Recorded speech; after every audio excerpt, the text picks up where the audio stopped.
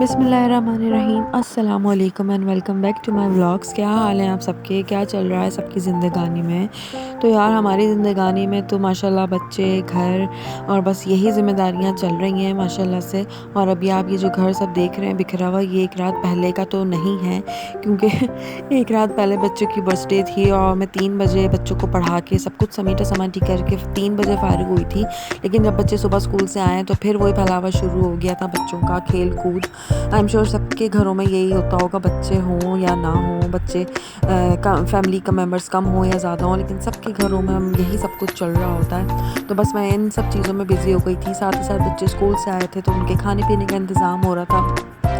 तो मैंने जो कल रात की जो चीज़ी वेजिटेबल्स बनाई थी, पूरा जो बैटर तैयार किया था उसी का मैंने घर में रोल्स बना लिए थे। और अज़ान का इंग्लिश का पेपर था तो मैं उससे ज़रा मालूमात कर रही थी कि भाई आपके पेपर्स में क्या क्या आया था, आपने क्या क्या किया और क्या क्या छोड़ दिया।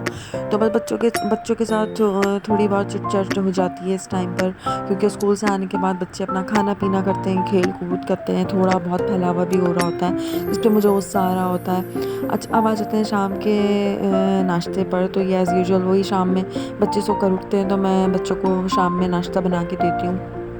तो यहाँ पे ज़्यादा कुछ नहीं हो रहा था, मैंने आलू बॉईल करके उनका भुर्ता सा बना लिया था मैश करके, और उसमें चीज़ वगैरह ऐड कर दी थी। और साथ ही साथ मैं बच्चों को जो है वो सैंडविचेस वगैरह बना के दे रही थी। उसमें थोड़े बहुत हॉट डॉग टाइप की एक चीज़ आती है वो उसमें ऐड कर दिया था, तो बच्चों को ज़रा यूनिक लग रहा था। तो बच्चों ने खुशी खुशी माशाल्लाह से खा लिया था। भाई आया हुआ था मेरा छोटा, तो वो भी माशाल्लाह फिर इन सब चीज़ों को जो है एंजॉय कर रहा था। यहाँ पे भी शाम का वक्त था, बच्चे फ्रेश हो सोकर उठ जाते हैं तो मूड अच्छा होता है। तो इस वक्त उन लोगों बच्चों से जो जो काम मनवाने होते हैं, फिर मैं इस टाइम होता है कि भाई चलो मम्मा के साथ ये कराओ तो फिर ये कराओ। तो बच्चों को जो है मैं अपने साथ लगा के रखती हूँ। और फिर वही बात आ गई कि बच्चों के आजकल पेपर्स हो रहे हैं, तो फिर बच्चे इनमें भी बिज़ी हैं और साथ ही साथ उनकी मम्मा भी बिज़ी हैं।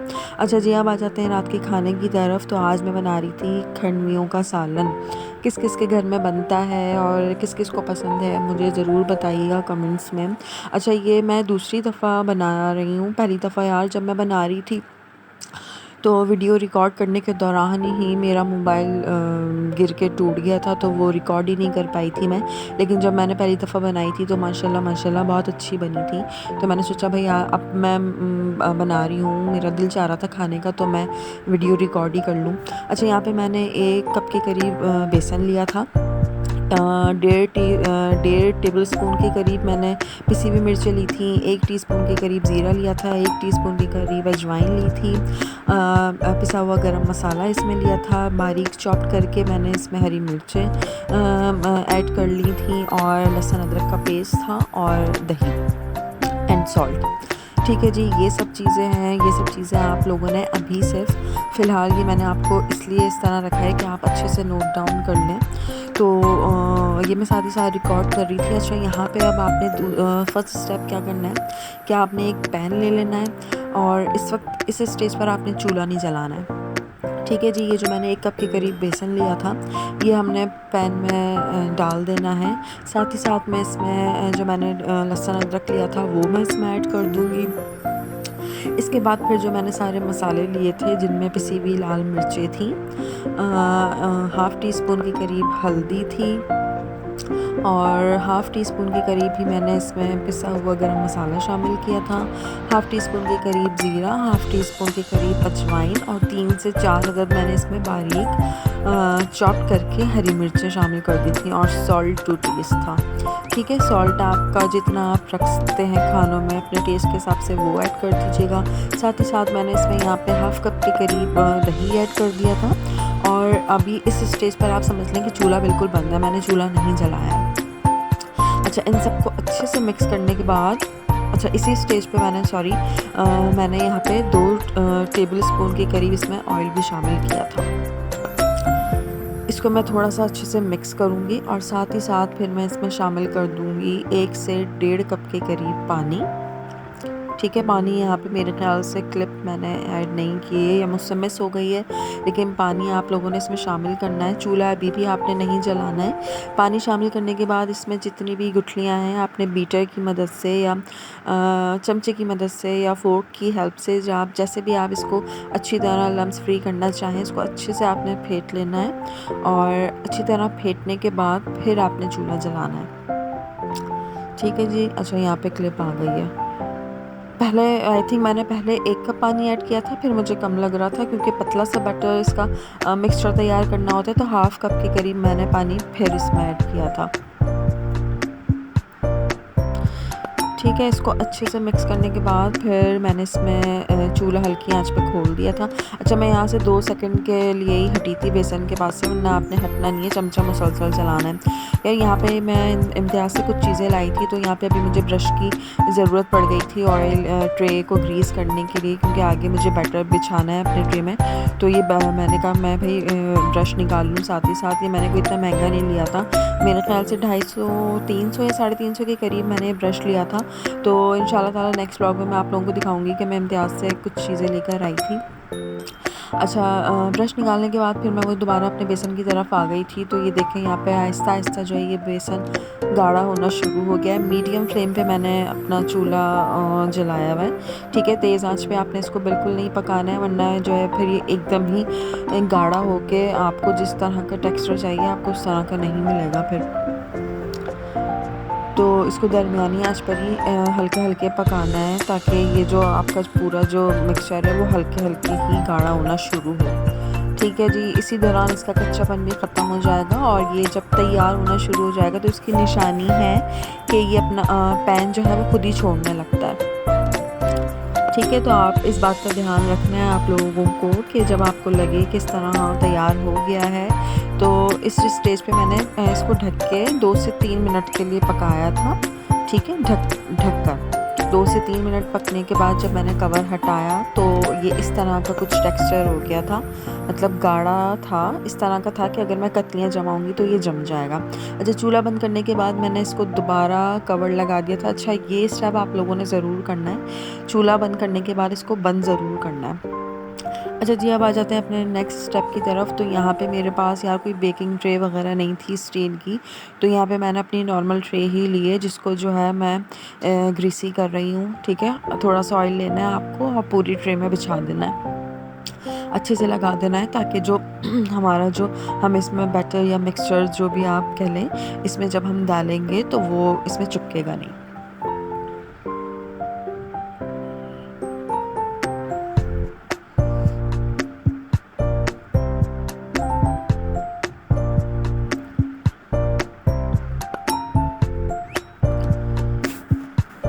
जी। तो यहाँ पे अच्छे से ट्रे को ग्रीस करने के बाद मैंने जो इसमें बैटर तैयार किया था वो मैं इसमें डाल दूँगी और अच्छे से अपना जो पैन वगैरह है अच्छे से स्पून साफ़ करने के बाद मैं इसको चमचे की ही मदद से फैलाऊँगी, क्योंकि यार ये थोड़ा गर्म होगा, तो अगर आप हाथ से करेंगे तो आपका हाथ भी जल सकता है। हाथ भी मैं हाथ से भी करूँगी क्योंकि चमचे से एकदम भी ये नहीं हो सकता है, तो लेकिन अभी थोड़ा गर्म था तो पहले अभी शुरू में मैंने इसको चमचे से जो है पूरी ट्रे में फैला दिया था।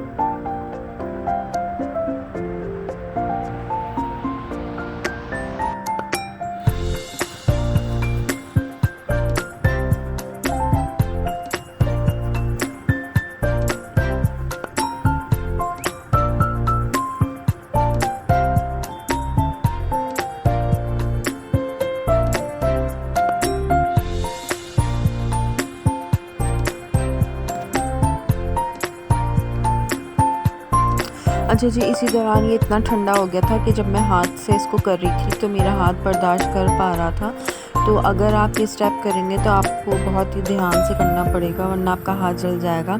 अच्छा, ये इतना हो गया ठंडा कि मैं अगर इसको थोड़ा सा मैंने अपने हाथ में ऑयल लगा के इसको हाथ से ही मैं हल्के हल्के प्रेस करूँगी और बिल्कुल इसको लेवल पर ले आऊँगी, ताकि हर तरफ से ये बिल्कुल अपने बराबर हो, कहीं से मोटा कहीं से पतला ना रहे, क्योंकि फिर वो अच्छा नहीं लगेगा जब आप कतलियाँ काटेंगे। तो मेक श्योर कर लीजिएगा कि हाथों की मदद से भी अगर आप कर रहे हैं तो ये बिल्कुल लेवल पर हो, बिल्कुल अपने लेवल पर हो, बिल्कुल मतलब पतला है तो पतला ही हो, मोटा हो तो फिर मोटा ही हो।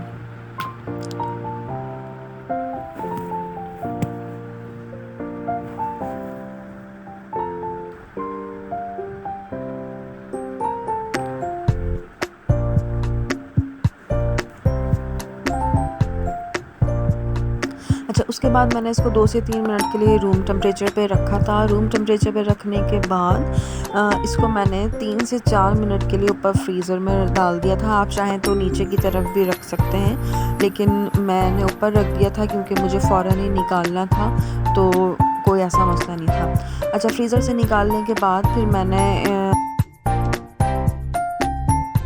छुरी पे हल्का सा ऑयल लगाकर मैंने इसकी जो है कतलियाँ बना ली थी। ऑयल में इसलिए लगा रही हूँ क्योंकि यार छुरी पे फिर चिपकेगा नहीं और आराम से फिर आपकी जो कतलियाँ हैं वो आराम से कट जाएंगी। तो इस बात का ध्यान रखना है कि आप अगर छुरी से काट रहे हैं तो ऑयल उस पर ज़रूर लगा लें।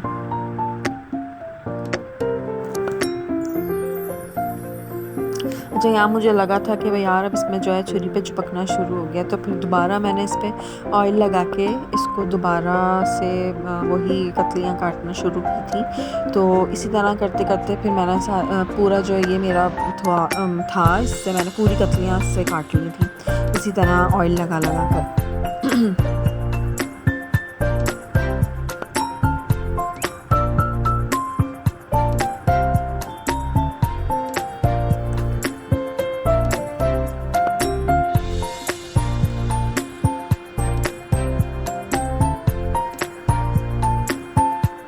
अच्छा, कतलियाँ काटने के बाद मैं चेक कर रही थी कि यार ये थोड़ा अपने उसी फॉर्म में आ गई है या नहीं आई, बिखर तो नहीं रही, जुड़ गया है बेसन, तो माशाल्लाह से ये हो गया था जिस तरह मैं चाह रही थी, उस तरह मुझे ये मिल गया था। अच्छा जी, अब आ जाते हैं इसके मसाले की तरफ। तो यहाँ पे मैंने एक बड़ी प्याज और एक छोटी प्याज यानी 1.5 प्याज ले ली थी।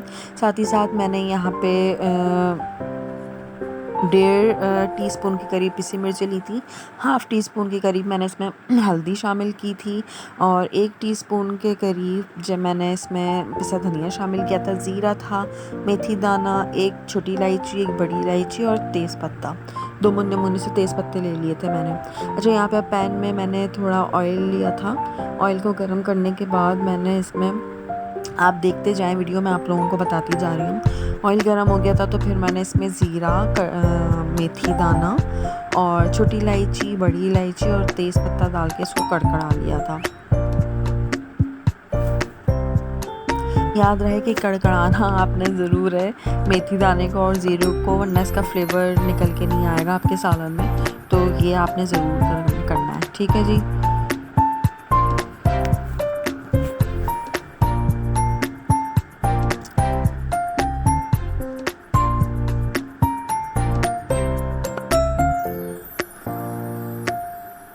साथ ही साथ मैं इसमें शामिल कर दूंगी लहसुन अदरक का पेस्ट। लहसुन अदरक का पेस्ट शामिल करने के बाद मैं इसको 2 से 3 मिनट के लिए भूनूंगी, क्योंकि फिर लहसुन अदरक का जो कच्चापन होता है वो भी दूर हो जाएगा और जो हमारा जो चीज़ें हमने डाली थी वो भी अच्छे से पक जाएंगी, उसका भी जो फ्लेवर है वो निकल कर आ जाएगा।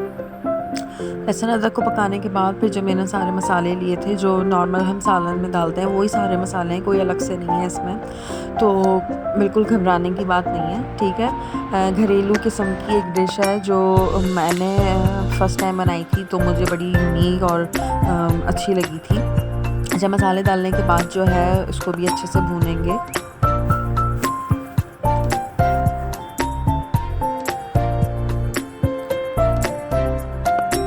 अच्छा, ये ये खड़मियाँ बनाने से पहले मैं सोचती थी कि यार ये बनाना बहुत मुश्किल है, क्योंकि मैंने एक दो लोगों से पूछा था कि यार बनाना आता है तो प्लीज़ यार बना के खिला दो, लेकिन इन किसी को आता ही नहीं था। तो फिर मैंने खुद ही यूट्यूब पर सर्च करके देखा था, तो फिर मुझे रेसिपी नज़र आई। मैंने कहा यार चलो थोड़े से बेसन के साथ ट्राई करके देखते हैं। तो माशाल्लाह जब फर्स्ट टाइम मैंने बनाई थी तो बहुत ही मज़े की बनी थी। तो अभी इस दफ़ा फिर मेरा बनाने का दिल, खाने का दिल कर रहा था, तो मैंने कहा भाई बनाना है और रिकॉर्ड भी करना है साथ ही साथ। अच्छा, यहाँ पे अब मैंने मसाला भून लिया था, तो इसमें फिर मैंने इसमें पिसी हुई जो मैंने प्याज ग्राइंडर में डाल के पीस ली थी वो मैं शामिल कर दूँगी इसमें। अच्छा, एक खड़मियाँ हो गई और दूसरी मूंग की दाल की मंगोचियाँ भी किस किस के घर में बनती हैं। ये दोनों चीज़ें ऐसी हैं कि मुझे तो खैर बहुत मज़े की लगती हैं, और साथ ही साथ मेरी सास को भी बहुत मज़े की लगती है, क्योंकि जब वो यहाँ पर होती थी तो मैं खड़मियाँ मतलब मंगोचियाँ बनाती थी तो उन्हें बहुत पसंद आती थी। और अभी इस दफ़ा भी मैंने बनाई थी खड़मियाँ, तो मैंने उनको बताया था तो वो खुश हो गई थी कि यार तुम बना रही हो, चलो अब मैं आऊँगी इंशाल्लाह ताला तो फिर तुम मुझे बना के खिलाना। तो वो खुश हो गई थी सुनकर के मैं खंडमियाँ बना रही हूँ।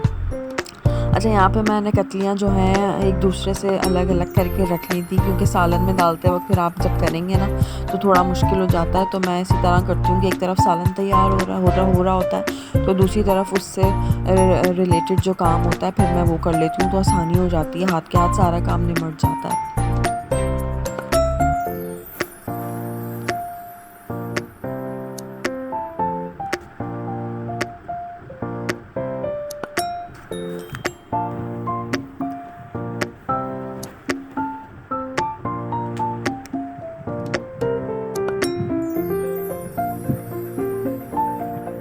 जो यहाँ पे हमारा प्याज का जो कच्चापन था वो दूर हो गया था, ऑयल सेपरेट होने लगा था। बस ये आपको ज़रूर ध्यान रखना है, क्योंकि यार प्याज में भी एक कच्चापन होता है, वो फिर अच्छे से ना पके तो फिर उसमें से भी जो है वो मज़ा नहीं आता, सालन में टेस्ट इन्हेंस होकर नहीं आता। अच्छा, प्याज भुनने लगी थी ना, जब ऑयल सेपरेट होने लगा था तो फिर मैंने इसमें दही ऐड कर दिया था। हाफ़ कप के करीब मैंने दही लिया था, वो भी फिर मैंने इसमें डाल दिया था, और वो भी जब तक पकाना जब तक आपका जो मसाला अच्छे से भुन ना जाए। ठीक है, और भुनने की निशानी यही होती है कि आपका जो तेल होता है सालन का वो अलग होने लगता है। तो जब तक आपने पकाना जब तक आपका तेल जो है वो अलग ना होने लगे। साथ ही साथ ये अब आपको मैं एक मेन स्टेप बता रही हूँ। जब आपको लगे कि आपका जो मसाला है वो भुनने लगा है, ऑयल सेपरेट होने लगा है, तो हमने 1 टीस्पून के करीब इसमें बेसन ऐड करना है। बेसन का जो कच्चा बेसन होता है वो इसमें मैं ऐड करूँगी। इससे ये होगा कि एक तो आपका जो सालन है वो गाढ़ा गाढ़ा रहेगा, और दूसरा जो सालन में जो सौंधा सौंधापन होता है ना वो इसमें आ जाएगा, तो बड़े मज़े का एक अलग से टेस्ट आ जाएगा। ये चीज़ आपने करना नहीं भूलना है, ठीक है। इस सालन में ये चीज़ आप लोगों ने ज़रूर करनी है। अच्छा, ये सालन हमारा अच्छे से भुन गया है, ऑयल सेपरेट हो गया है। अब मैं इसमें शामिल करूँगी 1 से 1.5 कप के करीब आई थिंक मैंने इसमें पानी शामिल किया था, और पानी शामिल करने के बाद भी फिर मैं इसको 1 से 2 बॉयल आने तक पकाऊँगी। ठीक है, पानी शामिल करते ही आपने जो कतलियाँ हैं वो नहीं शामिल करनी है इसमें। 1 से 2 बॉयल आ जाएँ, आपका पानी जो आपने डाला है वो अच्छे से पक जाए, तो फिर आपने इसमें कतलियाँ ऐड करनी है।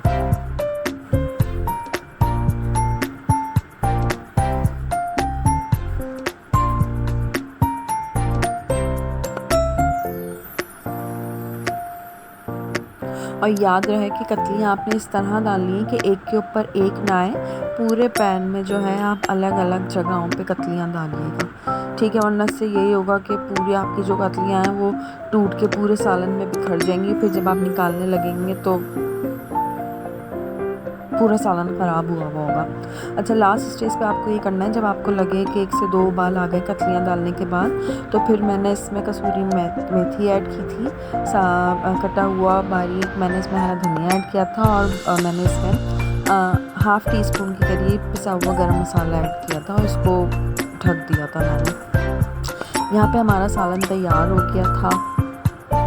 अभी आप इसकी फ़ाइनल लुक भी देख लें कि किस तरह अच्छा लग रहा है, माशाल्लाह माशाल्लाह। तो खाने में भी ऐसे था, साथ ही साथ मैं यहाँ पे गरम गरम रोटियाँ बना रही थी बच्चों को खाना खिलाने के लिए, क्योंकि बच्चे भी खाने का वेट कर रहे थे। खाने के साथ साथ बच्चों से थोड़ी बहुत होता है ना किचन में आप काम करते हैं तो बच्चे आते रहते हैं। अब साथ ही साथ खाना खाने के बाद बच्चों का कुछ मीठा खाने का दिल कर रहा था, तो यार उस वक्त फ्रूट्स वगैरह थे नहीं, तो कस्टर्ड मैंने बना लिया था बच्चों के लिए सादा, क्योंकि बच्चे नट्स वगैरह तो खाते नहीं हैं। तो दूसरी तरफ मैंने एक बाउल में अपने लिए कस्टर्ड डाल के जो है वो उसमें थोड़े बहुत नट्स डाल दिए थे, तो इस तरह बच्चों का मीठा भी हो गया था, बच्चों ने एंजॉय भी किया था अच्छे से।